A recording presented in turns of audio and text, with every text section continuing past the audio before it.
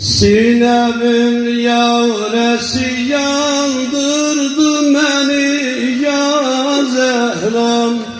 Bir kömək halini utandırdı beni ya Zehram.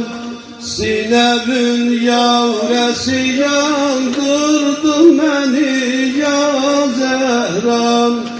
Bir kömək halini utandırdı beni ya Zehram. Bir kömək halini utandırdı beni ya Zehram. Bir kömək halini utandırdı beni ya Zehra. Bir kömək halini utandırdı beni Ya Zehram, gelmişem qəbr ve zülmət gecedir ey yarim. Dur özün sor el halın necedir ey yarim. Yüreğin yavresi saysan neçedir ey yarim. Dertlerim candan usandırdı beni ya Zehram. Dertlerim candan usandırdı beni ya Zehram.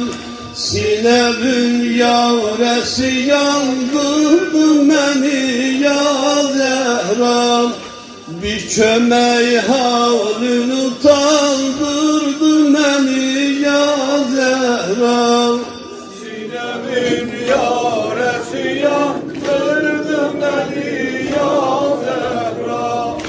Bir kömək halini utandırdı beni Ya Zehram, diyen elbette yarız mehremine can sözünün. Demedin sen bana kalbindeki hicran sözünün. Diğer elbette ki yarız merine can sözünün. Demedin sen bana kalbindeki hicran sözünün. Hem demim oldu kapı yazdı beni can sözünün. Eğilen kâmeti sındırdı beni ya Zehram. Eğilen kâmeti sındırdı beni ya Zehram. Sinemin yavresi yandırdı beni ya Zehra. Bir kömək halini utandırdı beni ya Zehra.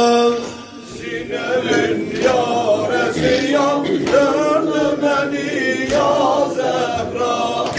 Bir kömək halini utandırdı beni Ya Zehra, gitti herkes evine, ben sana mehman geldim.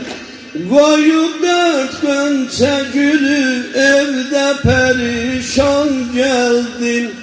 Gitti herkes evine, ben sana mehman geldim. Koyup dört gönçe gülü evde perişan geldim. Bu kanlı mecerin altı meleyondan geldim.